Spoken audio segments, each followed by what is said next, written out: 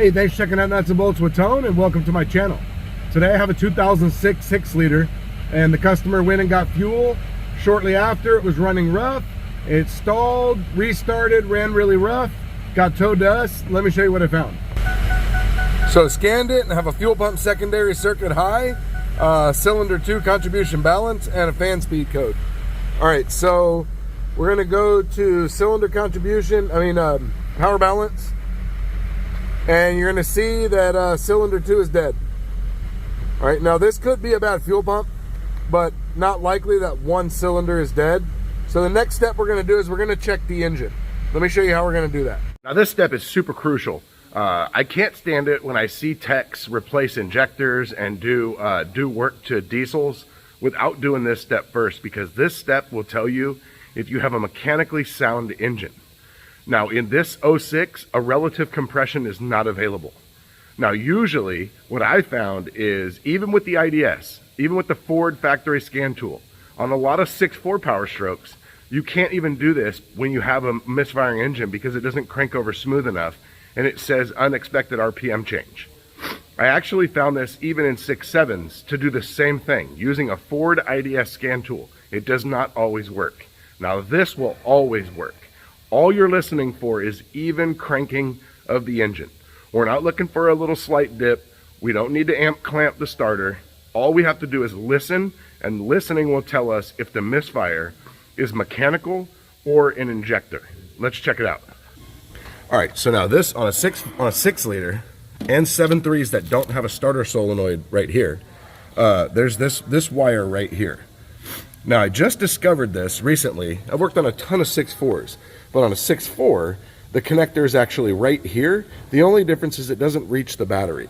This cable right here is designed to reach the positive terminal of the battery if it's all stock. So all you do is disconnect this. You're gonna fish this wire out, and let me show you what we're gonna do. Now the most important step is that the key is off, because if the key is on, it will start. So here it is fished out. Sometimes it's stuck under the vacuum reservoir and you have to fish it out. But all we're gonna do is we're gonna move this, and we're just gonna touch this in here, and we're gonna crank it over for like 10 seconds and just listen to the sound of the engine.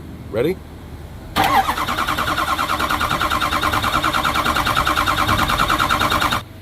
So normally, if you have a mechanical problem, you will hear a crank, crank, crank, crank, crank, crank, crank, crank. So first cold start of the morning, I'm doing a power balance because I want to check this. Let me show you what the power balance is doing.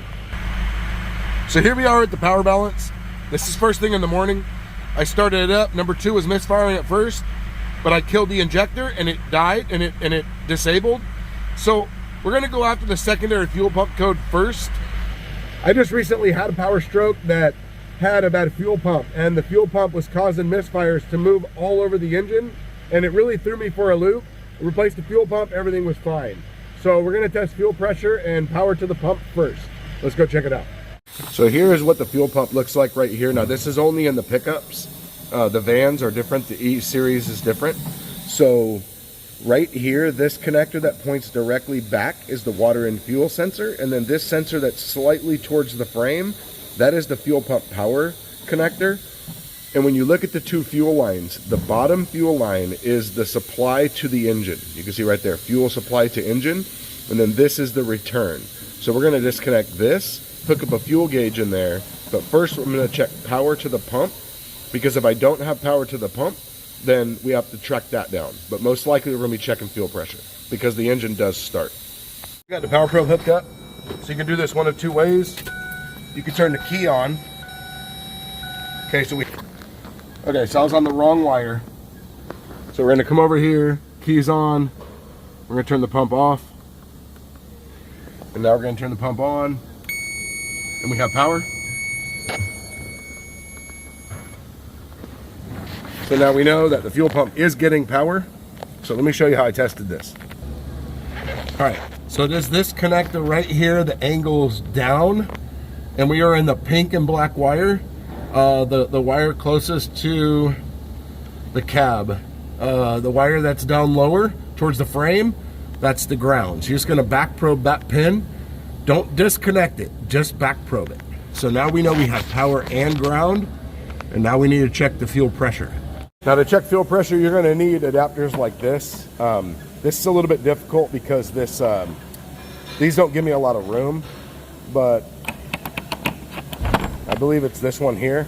So we're gonna disconnect the fuel line. We're gonna hook this into the one that goes to the engine. This is gonna hook onto the fuel pump, and the fuel gauge is gonna go on there. So you'll need a fuel line disconnect, something like this. This is a set that's from Lyle. You can find this in my Amazon store. All right, fuel gauge is hooked up. It's under the truck. So now if you don't have bidirectional controls, you could turn the key on and we'll see how much fuel pressure builds. Looks like we have quite a bit of fuel pressure. 45-ish. So it's still not enough. So we're gonna come over here and we're gonna turn the fuel pump on. We'll go look up the specs.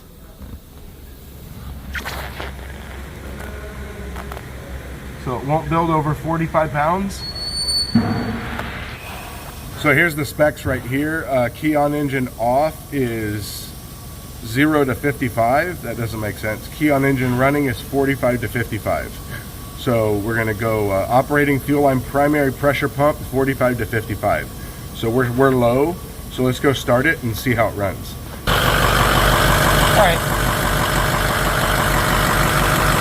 So we're sitting right at 45 pounds, but it's not running bad right now. So I'm gonna let it run. So yesterday this thing was running very poorly. Right now it's not running bad at all. So I'm gonna let it run with my fuel gauge on there, and hopefully we can catch it acting up and see that this has a bad fuel pump. Sometimes what happens is these things are erratic and the fuel pump will not be working, and then it will be working, and it won't be until it completely craps out that you have misfires moving all over, or it won't start. Okay, got the vehicle outside, started it up, it was running okay. Then all of a sudden I felt it kind of flicker and just kind of kick down and pick back up, and the engine RPMs were changing. So let's check out the fuel pressure gauge and see what's going on. So we got 0 fuel pressure. So I'm gonna double check power to the pump, and that would mean that we have a bad fuel pump.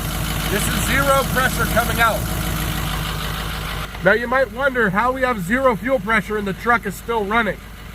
Diesel engines can suck fuel from the tank. It doesn't suck enough fuel, and if I go drive this thing, it won't have any power, but it can suck fuel. So that's how it can stay running and have 0 fuel pressure. So let's check power to the pump, and this thing's gonna get a fuel pump, and I'll show you how to replace that.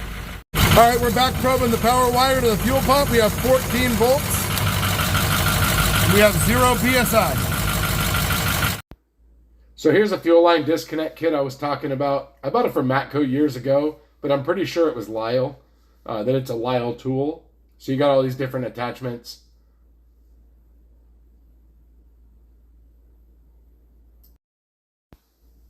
All right, so this is a cab chassis truck, so it's gonna be a lot easier.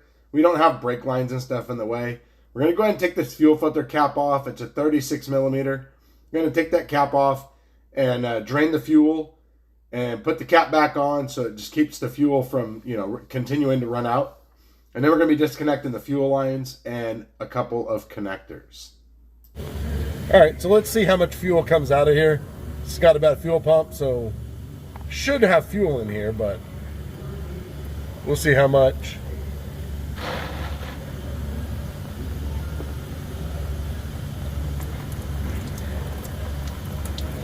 Definitely should be more than that, especially because I've got the cap completely cocked. So it's coming out as fast as it can come out. So this thing did not have enough fuel in it. So for this side here, we're gonna just depress this tab here and it's gonna come out. Now, when you disconnect connectors like this, you wanna pull them in as far as they'll go and then depress the tabs and then twist as you pull it off. And then these, you're gonna put the disconnect tool in and then twist the line as you take it off. There are 4 like little tangs in here. And if one of them gets caught on the line, then it will destroy it. and then you'll have to replace the line, or you can try to replace the little locking thing, which I've done before, which is not fun. So I'm gonna go ahead and finish pulling this cap off, get the rest of the fuel out of there. I'm gonna go ahead and pull the filter out just because I want to look at it. If you're putting a Motorcraft pump in, it will come with the filter and a cap. So I'm just gonna pull the filter out, put the cap back on just to keep it from continuing to drip. And then we're gonna disconnect the connectors and get this thing disconnected.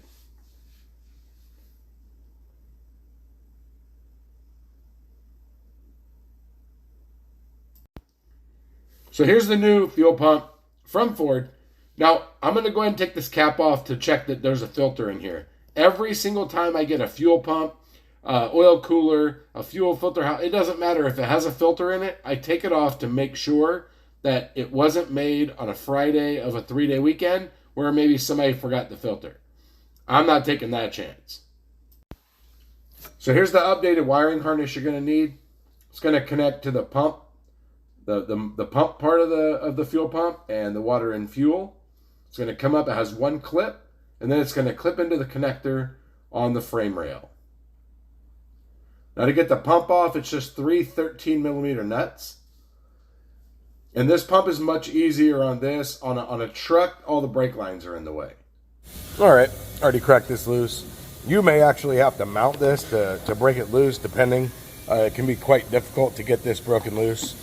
And so there we have a filter in there. So, and you always want to replace your upper filter as well when you're doing this, even if the filters are current like this truck.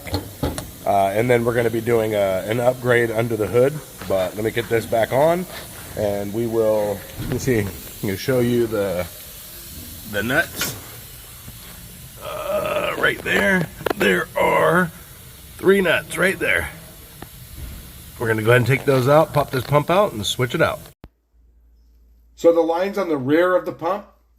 The bottom one is going to have the blue tab to push in, and that's going to be on the transmission side of the line. The top one is going to be gray, and it's going to be on the frame side. And then there's the harness. Plugs in on the pump, goes up, hooks into a clip, and connects right there. So fuel pump is installed. Now let's roll up to the upper filter and an upgrade. Okay, so your upper filter, you can use a 1/2-inch drive here, but the problem is it breaks the cap sometimes. And you don't want to buy a new cap. So 24mm, they go on like that. We're going to take that off, and we're going to go ahead and pop this cac tube. We're going to pop it that way, so we can get to the fuel pressure regulator, which is right here. That's what this fuel line attaches to, and we're going to change that to a blue spring to bump up the fuel pressure. So the easiest way to gain access to this is you're going to loosen up this clamp. Go ahead and take your mass airflow sensor connector off, pop it off your little holder there. Disconnect your air filter minder sensor and pop it out. Just twist and pull. Disconnect this hose right here and this hose clamp, and then you're going to grab your air box like this, and you're just going to pull it. Sometimes you have to take these 8s out right here to let the bottle move around to get this out, but not always. I can't do this one-handed, but we're just going to pull this out as an assembly. And on the other end of this is another clamp down here. All right, easiest way to pop this plastic hose is you want a pry bar, big pry bar, 4-footer, go above the upper hose and go into this lifting eye right here. And I already popped it because I accidentally wasn't recording. And you're just gonna go like that and it'll pop. And then we're gonna go ahead and just disconnect that clamp down there. I already loosened it, so I'm gonna go ahead and pop that off and just get this out of the way, just so we have a little more room to work. Okay, so to get this off, you gotta disconnect that fuel line. Now, if you're lucky, this line will disconnect without this fitting spinning. Mine's spinning, so I've got a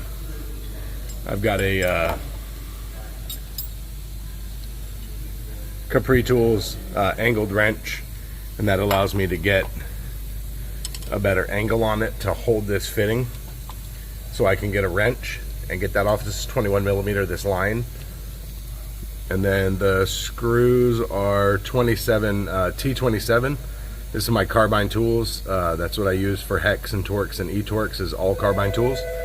And we're gonna go ahead and take these 4 Torx out. And there's a spring in here, so you gotta watch for that when you pull it out. So there's not a lot of room here between this Torx and the upper hose.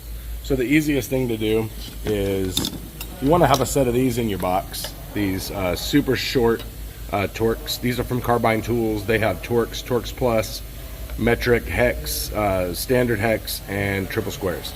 So we're going to use that. And the reason I like these is it has a quarter drive, but it also can put a wrench on there. So we're going to use an 11mm wrench. And look at that. Look at how short that is.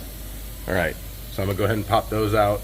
And also there's a seal inside the line right here, so we want to make sure that stays in there. Of course my headlamp goes out as soon as I get started. So I'm going to take these out while I'm holding on to this housing, so you can see what it looks like when it comes apart. Now there's a spring in there, so you got to make sure you watch for anything that falls out, because there's a couple things in there. I'm going to pull this off. All right, and look at that. It's not a blue spring, so it hasn't been updated yet.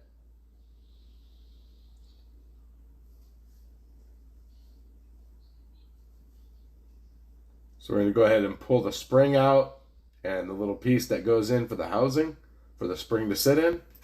So you're going to also replace this white, you're going to pop this little piece out up here. There's an O-ring on here. With 2 hands, I should be able to pop it off pretty easy. We're going to be replacing that. I dropped it, but I put a rag down there to catch it anyways. So here's what it looks like here. We got to go ahead and take this fitting out. We're going to replace all the O-rings.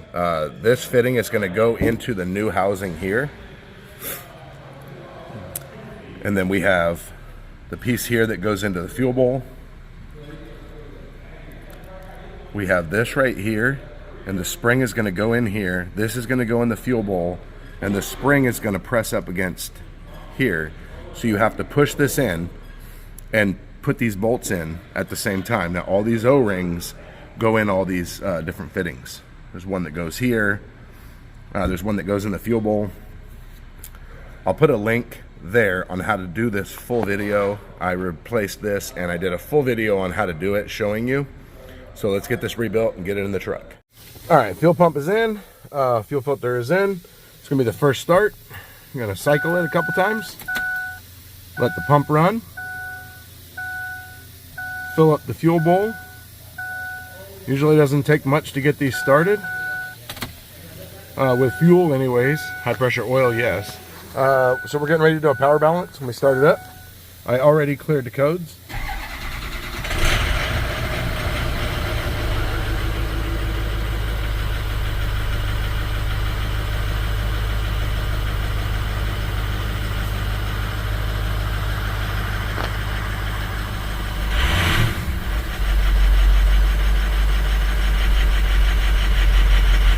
So right before I cleared the codes, cylinder 1, it had a code for cylinder 1.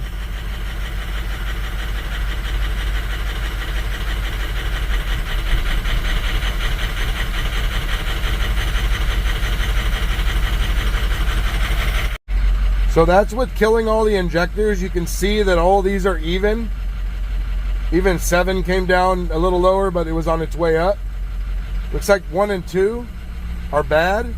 We're gonna let this run and see if they clear up, because one problem with these 6 liters and high pressure oil systems is the injectors get it's called stiction, and usually when they warm up they run better, and then when they're cold they run like crap. So I'm gonna let this thing warm up, see what happens. But that's where we're at. 1 and 2 are doing nothing. All right, so with diesels you got to be careful you don't jump the gun. Sometimes they need to just clear up. You know, especially high pressure oil systems. But anyways, this one here, all I did was, since I turned the camera off, I turned the truck off, double checked the oil because I did an oil change and I was getting ready to go test drive it, started it back up, and here we are. So unless there's some sort of weird issue it needed to clear up, or the injectors do have stiction, So we'll see. I'm gonna go test drive it right now. Just got back from a test drive. I wanted to look at the MGP PID, and we got 25 pounds of boost because I had a really hard time with the plastic charge air pipe, but looks like we're good. Just test drove this truck and it's running great. We're gonna call this one good. Thanks for watching the video. Hit the like button, hit the subscribe button, hit the bell. You get notified of all my future content, which you definitely don't want to miss. Thanks for watching. I'll see you next time.